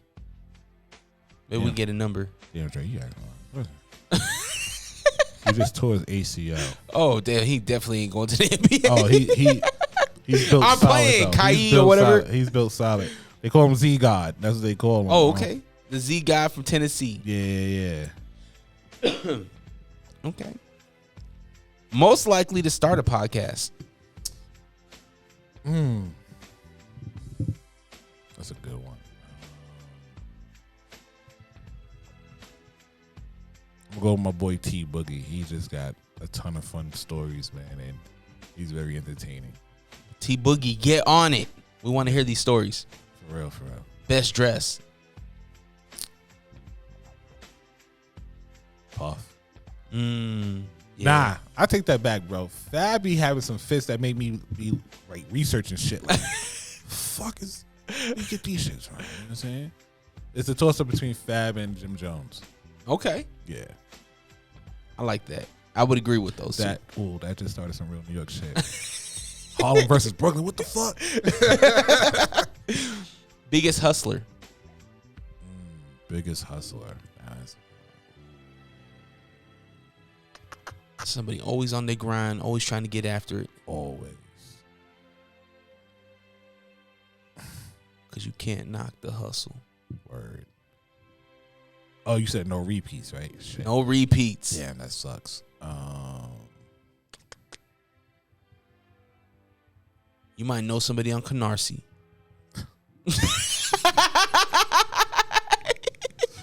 What do you know about Canarsie, bro? Yo, Dre got a New York book somewhere, yo. Was I on point though? You was. It's right. funny. Biggest hustler, man. I'm gonna go with Splash. Who's Splash? Splash is a dope MC. He's from Long Island. He's definitely one of the ones I play a lot of music, but he gets it. He gets it all the way around the board. All right, Splash. All right, most likely to try and sell you something on Canarsie. It's funny. My boy AJ. So it's funny. Like they even call him Hustle Man. Oh, okay. Yeah. Always trying to sell something. Oh, he's always got it too. Always got something to sell, bro. Have you ever, since being in Utah, has any MLM, multi-level marketing, tried to get you yet? I want to say yeah, because they kind of like approached me on some weird shit, but not really. If you get 3 friends and those 3 friends get 3 friends, you're gonna be a millionaire. Yeah, I'm like, bro. I definitely was a part of the Wake Up Now crew. I'm definitely trying to sell somebody Wake Up Now. Oh, man. Yeah, all right. Most likely to have a street named after them. Me. Where at? Long Island. Why there's Long Island, New York. Rakim has one. Chill has one. And they do it. My hometown, they go after it to get people to get a street or whatever. So I know I'm going to do something impactful where, in a positive way, where that's one of the goals. I do want the street. And I already know what street I want to. So Dope. Most likely to be seen on reality TV. Can it be someone who's already been on it? Yeah. Oh, my homie Diamond. She's been on Bad Girls Club. Oh, okay. Yeah. What season? Shit. I don't know. It must have been an older one. Do they even do that anymore? I don't know. I don't know. I had two homegirls that were on it. My homegirl Tiff from Chicago and my homegirl Naveen from Portland. They're both on that show. I missed that show. It was a funny show. I ain't gonna lie. It was. When what was her name? Tanisha. I ain't get no sleep because of y'all. Y'all get no sleep because of me. Full track. A full track, bro. Yo, she went viral with that before viral was a thing. Yes. Okay, last one for you. Most likely to answer your call day or night. Ooh. See, now I gotta think. I definitely can't pick my mother because after Wheel of Fortune, that's the lights out. Hell, I mean, your mom made you stay during 9/11 at school to finish Yeah. your day. She didn't answer the call that day, though, right? Not my wife either. 'Cause she sleep, game over too.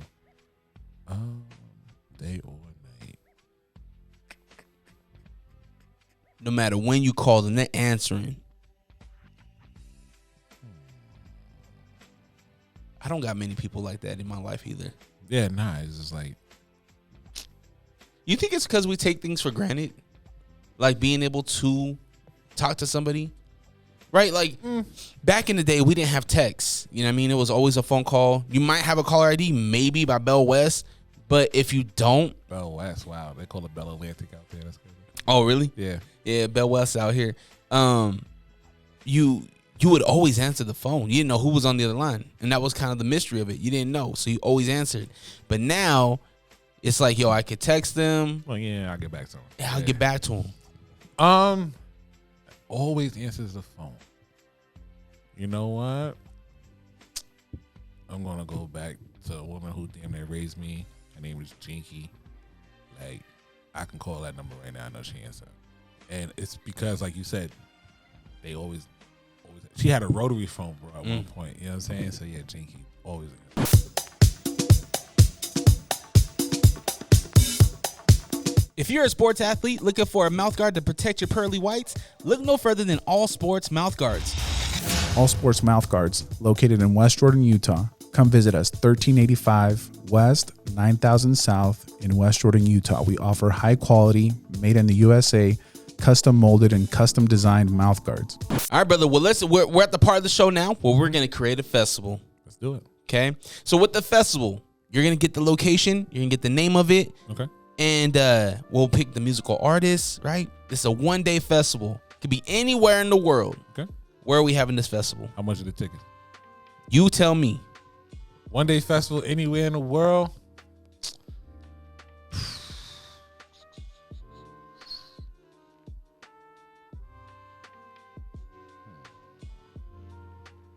Anywhere.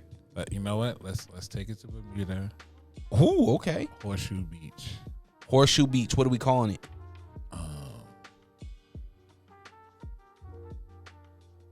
I'm gonna keep it with the team, so we're gonna call it the Squad Festival. The Squad Festival. Okay. We'll call it the Squad Festival. Squad Fest 2023. Yeah. We can make that happen. All right. So now I'm gonna pick the DJ and the host. Cool. Now, because you are the man on the island of Bermuda, you know the owner, you know everybody in there. You're well known. Okay. You got to DJ it. Oh no. I don't like DJing events that I put on. So you're tearing it down? I wouldn't turn it down, but it's just all like, right. I do a set. A set. I do a set. And remind you, all these artists that are gonna be on here, it could be and friends too, so they can bring some friends with. Okay. So how about we mention them on here? How about Camilo? Oh yeah, he's that shit. Let me tell you something. If I can get Camilo, I mean, I know I can get Camilo, but it's just like Camilo's in DR right now. Yo, Camilo, go from DR to Bermuda. There you go. And Warning. and with that, the host in the show, Fat Man Scoop. Okay. Fat Man Scoop out there with him, having a good old time. You know what I mean? Who's the opening act? Opening act, because Yep. I want to set it off right. How many acts we having? We're gonna do 4, so we'll have opening, another one, co-main, main. And the opening act can be someone and friends? Yeah. Okay. So opening act is going to be Passport General and Splash. All right. Passport General And Splash, yep. Okay.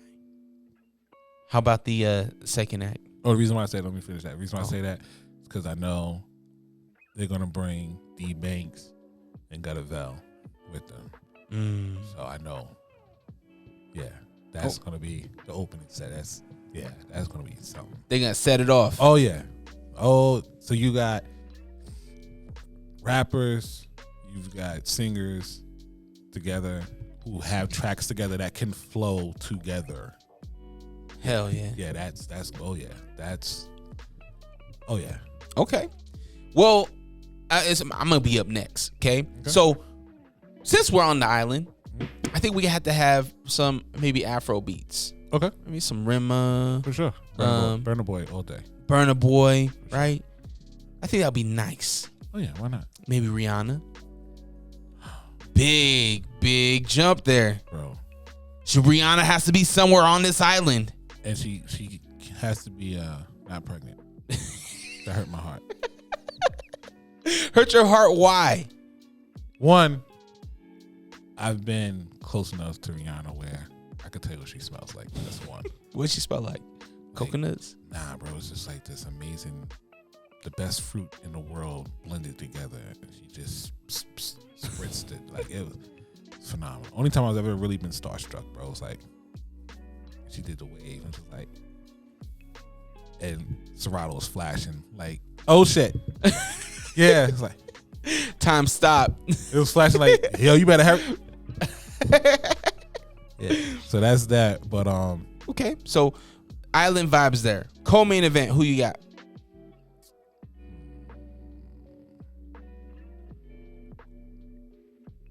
So you just threw 2 in there, right? Yeah. So Burna Boy and friends. Burna Boy and friends. So is Rihanna coming with Burna Boy? Or? I don't know. I don't know if Riri is main event.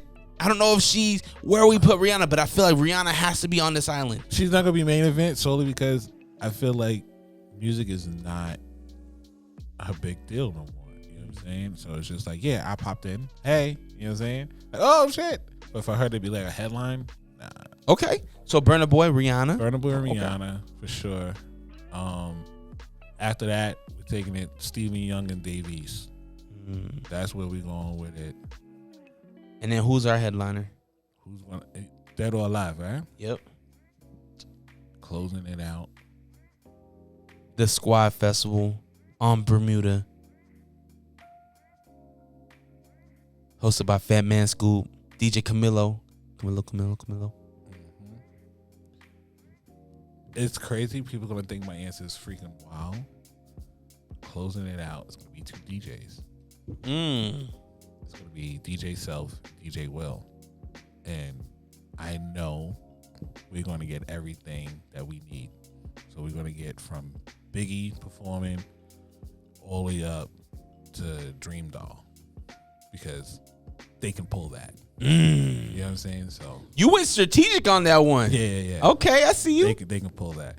And not to mention, with the exception of the Rihanna situation, I could really make that festival happen. So it's like, I don't have no context for Rihanna. Everyone else, I know I can get. If I don't have that number, I have the number for that person that has that number. So. Well, I'm sure you can get to Rocky. And Rocky's married to Rihanna. I can't get to Rocky. I can't because, he's married to Rihanna. You know what I'm saying? It's messed up. Rocky, you ruined it.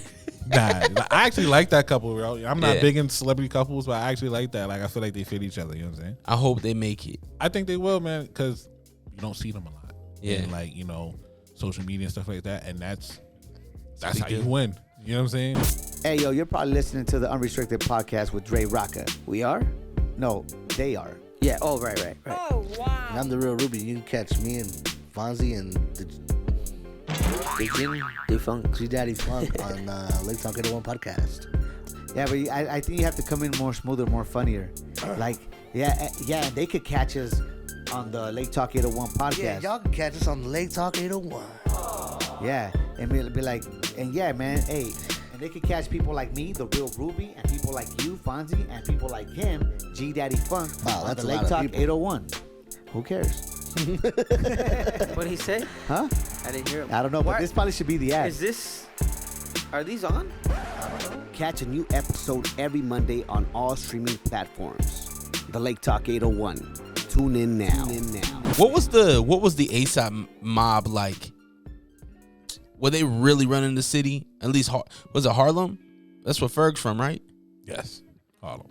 ASAP Ferg's father was the one doing all the shirts and stuff for Puff back in the day.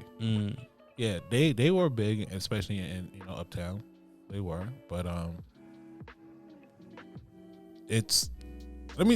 so I explain it like this to most people. Harlem is part of New York, but it's its own sound. Like, you damn near gotta have a stamp of approval in Harlem because it's just they don't take no bullshit, man. You know what I'm saying? You can't come in there looking bummy and stuff of that nature. Your shit gotta be tight, and you gotta come with energy. Harlem, I love Harlem, man. I do. I love all of New York, but playing in Harlem, like I said, it's a different sound. And like I said, that whole meeting this one would lead me to this one, would lead me to this one. A lot of my DJing came from Harlem. Like the Lean Brothers is well known in Harlem. Spazzo's on Hot 97 now. You know what I'm saying? Spaz, Ray Z, and Smooth. They're all brothers, like biological brothers. 3 of the dopest DJs you're ever going to find. You know what I'm saying? So, speaking of Harlem, Mace, Smooth plays for Mace. You know what I'm saying? So, wow. Yeah, but Smooth was the one that really was like, yo, Proof. You know what I'm saying? He was the one that put me in 40-40. Wow. In Atlantic City. You know what I'm saying? It's just like, yeah, they looked out for me a lot. And they knew I was from Long Island, so it was like, you really from? Yeah, I'm from.